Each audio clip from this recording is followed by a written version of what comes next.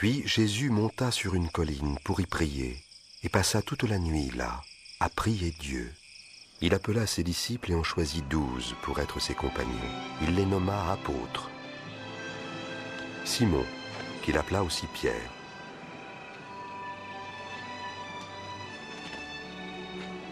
Et André, son frère. Jacques.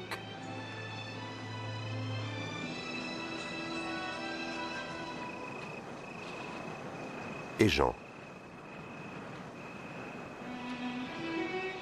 Philippe. Et Barthélemy.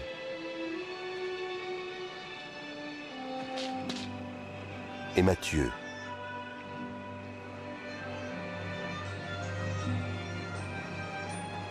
Et Thomas. Ainsi que Jacques, fils d'Alphée. Et Simon, appelé Zélote. Et aussi Judas, le fils de Jacques. Et Judas Iscariote, qui devait le trahir.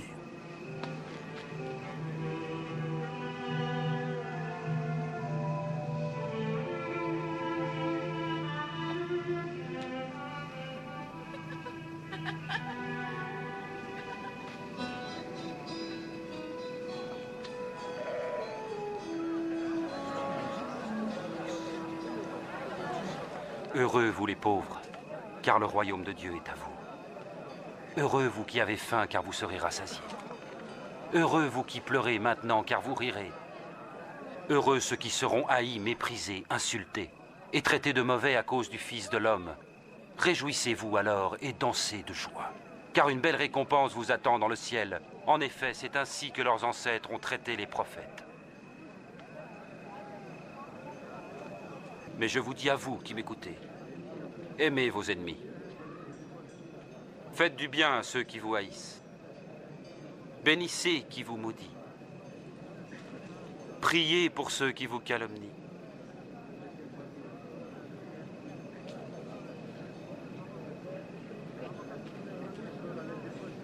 Si quelqu'un te donne une gifle sur une joue, offre-lui aussi l'autre.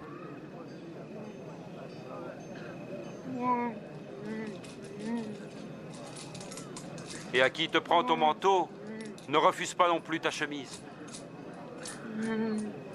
Et donne à tous ceux qui te demandent. Et si quelqu'un te prend ton bien, ne lui demande pas de te le rendre. Faites aux autres ce que vous voudriez que l'on fasse pour vous.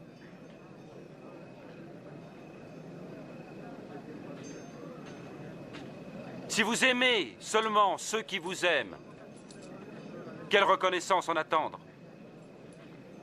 Même les pécheurs aiment ceux qui les aiment. Et si vous ne faites du bien qu'à ceux qui vous en font, quelle reconnaissance vous en a-t-on? Les pécheurs en font autant. Comment a-t-il pu le toucher? Et lui adresser la parole. Ça me dégoûte.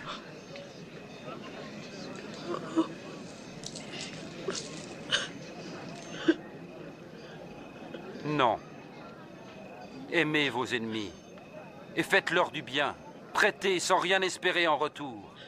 Alors votre récompense sera grande et vous serez les fils du Très-Haut. Parce qu'il est lui-même bon pour les ingrats et les méchants. Soyez généreux, tout comme votre Père est généreux.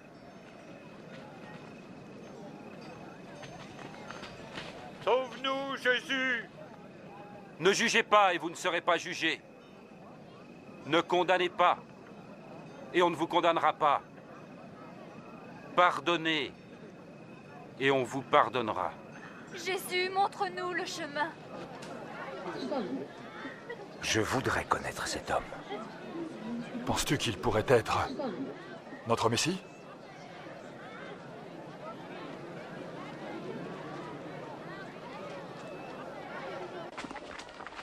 Et ce chef religieux, Simon, invita Jésus à manger avec lui. Jésus se rendit chez lui et se mit à table. Allons les enfants, laissez-nous. Vous m'entendez? Allons. Ah, ces enfants, ils ne sont jamais tranquilles. Que vient-elle faire là? Je ne sais pas.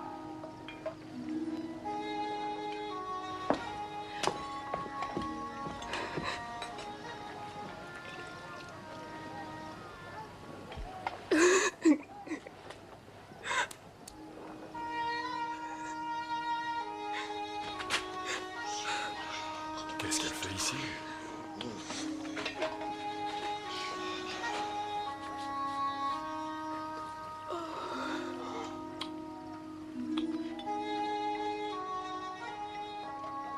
Si cet homme était vraiment un prophète, il saurait qui est cette femme qui le touche.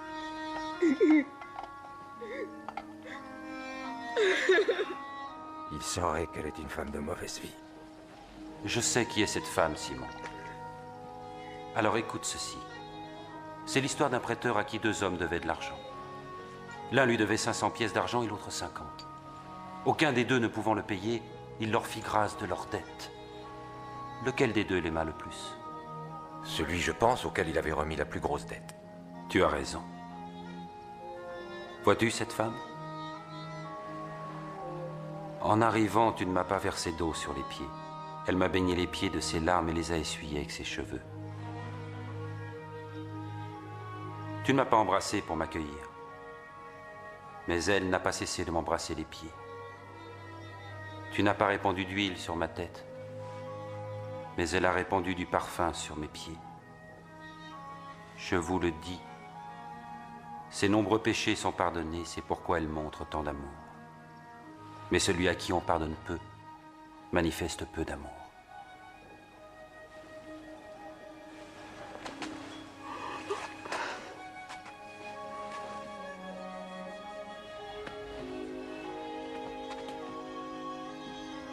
Tes péchés te sont pardonnés.